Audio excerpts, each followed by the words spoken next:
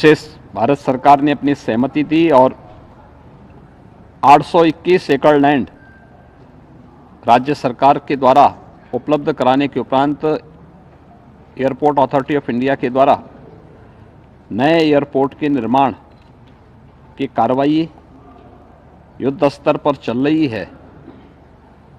और अभी यहाँ पे जो प्रेजेंटेशन हुआ है इसके अनुरूप 15 दिसंबर तक ये नया एयरपोर्ट पूरी तरह बनकर के तैयार होगा और जो भी तिथि आदरणीय प्रधानमंत्री जी के द्वारा दी जाएगी उसी के अनुरूप न केवल एयरपोर्ट बल्कि अयोध्या के विकास कार्यों और न्यू अयोध्या जो प्रभु राम के अयोध्या में भव्य मंदिर में विराजमान होने के पूर्व सज करके एक नई अयोध्या के रूप में देश और दुनिया के सामने होगी, उसके भव्य लोकार्पण के कार्यक्रम के साथ हम सब जुड़ेंगे।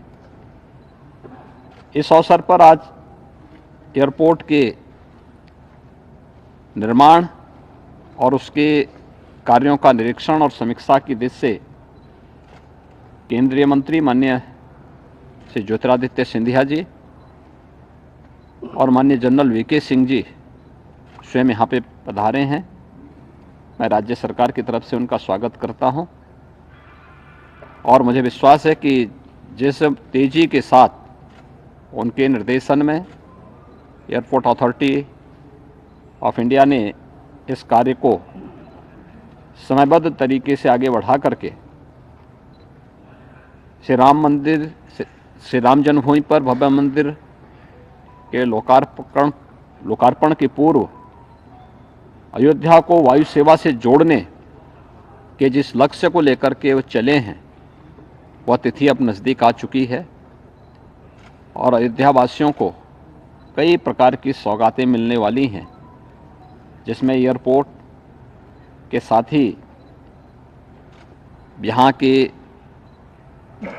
अन्य जो अच्छा इंफ्रास्ट्रक्चर अयोध्या की दृष्टि से जो आवश्यक है, देश और दुनिया से आने वाले श्रद्धालुओं की दृष्टि से आवश्यक है, वह अयोध्या के वासियों के पास यहाँ पे उपलब्ध होगा। इस अवसर पर एयरपोर्ट अथॉरिटी के द्वारा जो जो कार्यक्रम आगे के लिए तैयार किए गए हैं, एयरपोर्ट की दृष्टि से उसके phase second and phase third के कार्य की दृष्टि से, एयर कनेक्टिविटी की दृष्टि से कितनी फ़्लाइट यहाँ पे प्रारंभिक दृष्टि आएंगी, शेष आने वाले समय में क्या होगा, इसके लिए केंद्रीय मंत्री माननीय श्री ज्योतिरादित्य सिंधिया जी को मैं आमंत्रित करूँगा कि वे इसके बारे में आपको अवगत भी कराएंगे और आप स्वयं इससे अनुभव कर पाएंगे कि अयोध्या को दुनिया की सबसे सुंदरतम नगरी के रूप में स्थापित करने और अयोध्या को उसका गौरव उपलब्ध कराने के लिए सरकार किस गंभीरता पूर्वक कार्य करते हुए उसे समयबद्ध तरीके से आगे बढ़ा रही है, ये आप सबके सामने होगा। मैं इस अवसर पर केंद्रीय मंत्री माननीय श्री ज्योतिरादित्य सिंधिया जी को आमंत्रित करता हूं कि वह आपको इसके बारे में डिटेल में अवगत कराएंगे। धन्यवाद।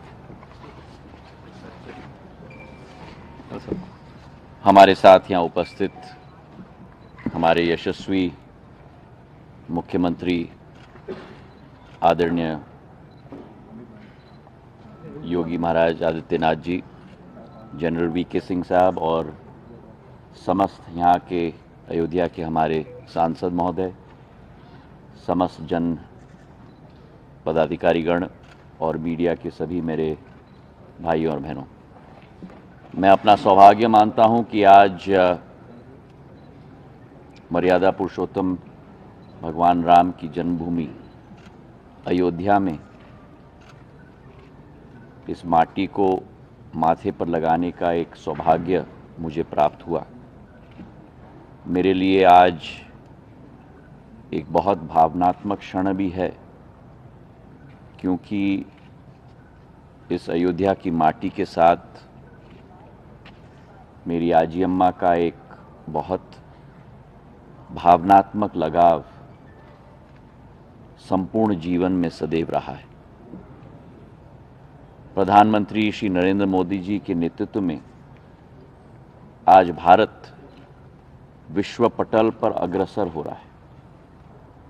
अग्रसर केवल आर्थिक क्षमता के आधार पर नहीं, अग्रसर केवल आत्मनिर्भरता के आधार पर नहीं, लेकिन अग्रसर भारत की सांस्कृतिक धरोहर और भारत की आध्यात्मिक शक्ति के आधार पे भी। और ये अतिशयोक्ति नहीं होगी अगर मैं कहूं कि भगवान राम की जन्मभूमि अयोध्या उस आध्यात्मिक शक्ति का केंद्र बिंदु है। प्रधानमंत्री जी के नेतृत्व में हम सब मिलकर उस सपने को संकल्प में परिवर्तित करके और संकल्प को सिद्धि तक ले जाने के लिए पूर्ण रूप से कटिबद्ध हैं। और आज के इस अवसर पर जब हवाई अड्डे का निरीक्षण करने के लिए स्वयं मुख्यमंत्री जी पधार रहे हैं, मैं उनका भी हृदय की गहराइयों से धन्यवाद अर्पित करना चाहता हूं। आज दोनों हनुमानगढ़ी और रामलला के मंदिर का दर्शन का सौभाग्य प्राप्त हुआ। और इस एयरपोर्ट में आप देख रहे हैं कि प्रधानमंत्री जी की जो सोच और विचारधारा है कि भारत के हर शहर को जब हवाई अड्डे में कोई भी व्यक्ति देशी या विदेशी प्रवेश करे तो उसे उस शहर की सांस्कृतिक क्षमता का आभास होना चाहिए। और इसलिए अयोध्या का हवाई अड्डा भी सामान्य हवाई अड्डा नहीं बन रहा। अयोध्या के हवाई अड्डे में अयोध्या की सांस्कृतिक क्षमता के कण कण इस हवाई अड्डे में परिलक्षित करने की हमारी कोशिश रही है। चाहे एयर साइड से हम देखें, चाहे सिटी साइड से देखें, जो नक्काशी का काम हुआ है, पत्थर का काम हुआ है, जिस तरीके से हवाई अड्डे का डिज़ाइन हुआ है। और ये विश्वास हम आपको दिलाते हैं कि ये जो पहला चरण है, 6,500 स्क्वायर मीटर का ये हवाई तल बनने जा रहा है, 65,000 स्क्वायर फुट का, क्षमता 2 या 3 फ्लाइट प्रति घंटे की क्षमता का ये हवाई अड्डा बनने जा रहा है। 2,200 मीटर का रनवे का क्रियान्वयन हो रहा है, यानी कि बोइंग 737 और एयरबस 319, एयरबस 320 इस हवाई अड्डे पे लैंड कर पाएंगे। छोटे प्लेन तो जरूर आएंगे, पर बड़े प्लेन भी आ पाएंगे। 8 एप्रन है शुरुआत में एयरक्राफ्ट्स के लिए, और इसके द्वितीय चरण के लिए, जिसके लिए शीघ्र ही हम स्वीकृति कैबिनेट से लेने जा रहे हैं, उसमें जैसे माननीय मुख्यमंत्री जी ने कहा कि इस एयरपोर्ट की रनवे की लंबाई 2,200 मीटर से 3,700 मीटर तक हम लोग ले जाएंगे। मतलब करीब करीब 4 किलोमीटर की एयरपोर्ट की रनवे होगी, ताकि अंतर्राष्ट्रीय विमान बोइंग 787, बोइंग 777 सारे अंतर्राष्ट्रीय विमान भी अयोध्या डायरेक्ट लैंड कर पाएं। उसी के साथ जो ये पहला फेज़ है विमानतल का, इसी के समीप ज़मीन पर द्वितीय फेज़ इस विमानतल का हम लोग शुरुआत करेंगे, जहां ये 6,500 स्क्वायर मीटर का विमानतल है। द्वितीय फेज़ 50,000 स्क्वायर मीटर का विमानतल होगा, मतलब 5 लाख स्क्वायर फुट का विमानतल हम बनाने जा रहे हैं। अयोध्या नगरी जो राष्ट्र मानचित्र पर एक चमकता हुआ सितारा केवल नहीं। तो ये तस्वीरें आपने देखी जहां आज मुख्यमंत्री योगी आदित्यनाथ अयोध्या दौरे पर हैं। इस दौरान उनके साथ केंद्रीय मंत्री ज्योतिरादित्य सिंधिया और केंद्रीय मंत्री वीके सिंह भी मौजूद है। वहीं खबरों में आगे बढ़ेंगे और रुक करेंगे बड़ी खबर की ओर। बड़ी खबर आपको बता दें, लखनऊ से बड़ी खबर, बड़ी जानकारी। मुख्यमंत्री योगी आदित्यनाथ का आज का कार्यक्रम बसों और इंटरस्पेटर वैन का करेंगे फ्लैग ऑफ, वाहन स्वामियों को देंगे अनुदान राशि। बड़ी खबर, बड़ी जानकारी। महिला चालकों के परीक्षण के लिए एमओयू भी साइन किया जाएगा। और साथ ही आपको बता दें कि कौशल विकास मिशन के तहत ये एमओयू साइन होगा। बड़ी खबर, बड़ी जानकारी आपको बता रही, जहां बसों और इंटरसेप्टर वैन को फ्लैग ऑफ करेंगे मुख्यमंत्री योगी आदित्यनाथ। इसके अलावा वाहन स्वामियों को अनुदान राशि भी दी जाएगी। ये बड़ी खबर लखनऊ से। कौशल विकास मिशन के तहत एमओयू होंगे। आपको बता दें कि महिला प्रशिक्षण के लिए ये एमओयू किए जाएंगे और इस दौरान जहां एक और बसों, इंटरसेप्टर और वैन को फ्लैग ऑफ किया जाएगा, तो साथ ही वाहन स्वामियों को अनुदान भी देंगे मुख्यमंत्री योगी आदित्यनाथ। ये बड़ी खबर, बड़ी जानकारी लखनऊ से।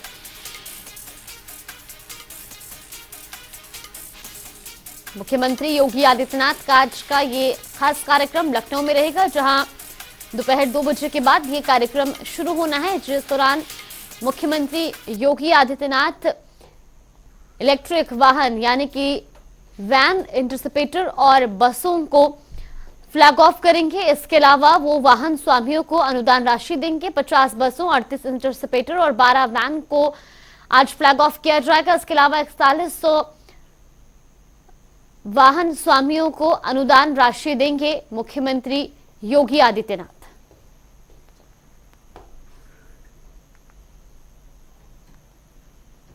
और रुक करेंगे बड़ी खबर की ओर। हमीरपुर पहुंचे रामनाथ कोविंद। बड़ी खबर, बड़ी जानकारी। पूर्व राष्ट्रपति रामनाथ कोविंद आज हमीरपुर में रामकथा में शामिल होंगे। आपको बता दें कि रामकथा में वो शामिल हुए हैं और इस दौरान जहां सुरक्षा को लेकर भी कड़े इंतजाम किए गए। नेवादा गांव में कथा का ये आयोजन किया गया है। बड़ी खबर, बड़ी जानकारी हमीरपुर से।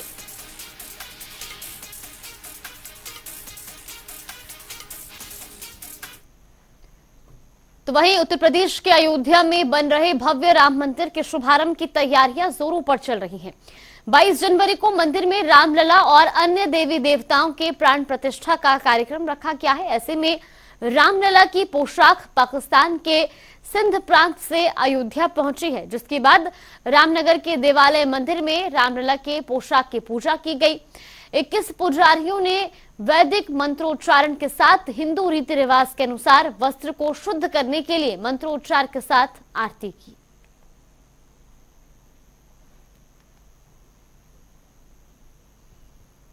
और अब रुक करेंगे 4 मिनट में 18 मंडल की खबरों का। एटा में मामूली विवाद को लेकर दबंगों ने पीड़ित के साथ की मारपीट। महिलाओं सहित 4 लोग हुए घायल। पुलिस ने 4 आरोपियों को किया गिरफ्तार। मिर्जापुर में बेटी की मौत के बाद परिजनों ने अस्पताल में किया हंगामा। डॉक्टर और अन्य लापरवाह स्वास्थ्य कर्मियों के विरुद्ध की कार्रवाई की मांग। मुख्यमंत्री से लगाई न्याय की गुहार। एटा में संदिग्ध स्थिति में युवक को लगी गोली। दोस्त के ऊपर लगा गोली मारने का आरोप। पुलिस मामले की जांच पड़ताल में जुटी। एटा में तंबाकू के गोदामों पर हुई जीएसटी और मंडी समिति टीमों की कार्रवाई। तंबाकू व्यापारियों में मचा हड़कंप। 5000 से अधिक बंडल मिले। इटावा में शिक्षा मित्रों ने मुख्यमंत्री को संबोधित ज्ञापन डीएम को सौंपा। सैकड़ों की संख्या में आए शिक्षा मित्र ने किया धरना प्रदर्शन। उनके हित में आवश्यक कार्रवाई करने की मांग। बरेली में अज्ञात कारणों से कबाड़ की दुकान में लगी भीषण आग। लाखों का सामान जलकर हुआ राख। फायर ब्रिगेड ने आग पर पाया था। फर्रुखाबाद में भारतीय किसान यूनियन के राष्ट्रीय अध्यक्ष ने बीजेपी पर बोला हमला। कहा प्रधानमंत्री बनने के बाद नहीं दिया मिलने का समय। किसान क्रांति दल 2024 में लोकसभा का चुनाव लड़े।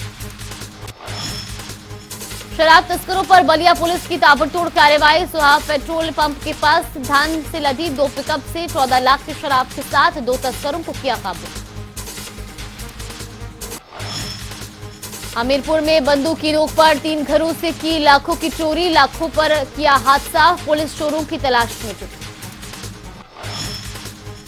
लखनऊ में बीएलओ के कार्यों का निरीक्षण अभियान। विधानसभा के बीएलओ मिले अनुपस्थित। दोनों बीएलओ के विरुद्ध एफआईआर दर्ज करने के दिए निर्देश। सहारनपुर में राजनीतिक दलों के प्रतिनिधियों की उपस्थिति में प्रारंभ हुआ फर्स्ट लेवल चेकिंग का कार्य। निर्वाचक नामावली को स्वच्छ और शुद्ध बनाने में सहयोग की अपील की। सभी राजनीतिक दलों के प्रतिनिधि रहे उपस्थित। महोबा में पिकअप वाहन पलटने से हुआ हादसा, किसान की हुई मौत, परिजनों में मचा कोहराम। महोबा में रोडवेज बस में यात्री की पिटाई, यात्री के बकाया पैसे मांगने पर अभद्रता कर की मारपीट, वीडियो हुआ वायरल।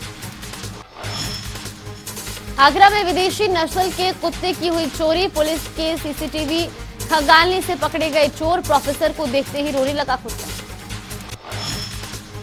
रायबरेली में गड्ढा मुक्त अभियान हुआ तेज, राज्य मंत्री स्वतंत्र प्रभार दिनेश प्रताप सिंह का गृह जनपद होने के बाद भी नहीं बदल पाई फ्लाईओवर की सूरत।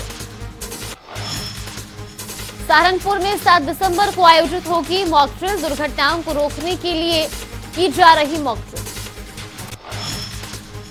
सहारनपुर में खेत में काम करने गए किसान की गोली मारकर हत्या का मामला आया सामने, पुलिस ने शव को कब्जे में लेकर शुरू की छानबीन, पुलिस की 3 टीमों का किया गठन।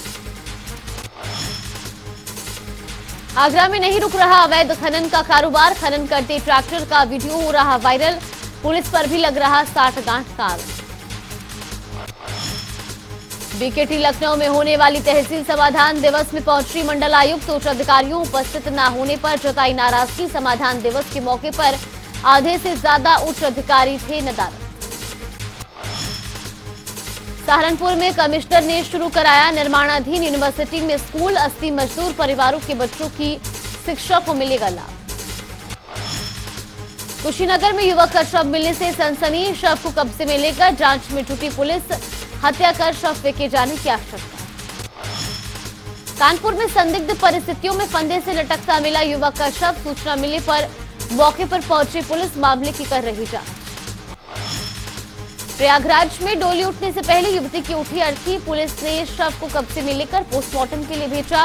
सराय इनायत गांव के बदलपुर की घटना। ग्रेटर नोएडा में नीम के पेड़ से निकल रहा दूध के जैसा पदार्थ, लोगों की लगी भीड़, बोतल में भरकर दवाई के रूप में इस्तेमाल कर रही है।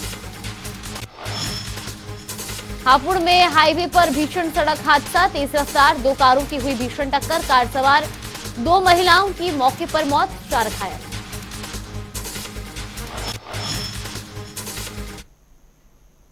चलिए बुलेटिन में फिलहाल के लिए बस इतना ही, यहाँ पे रुकते हैं छोटे से ब्रेक के लिए।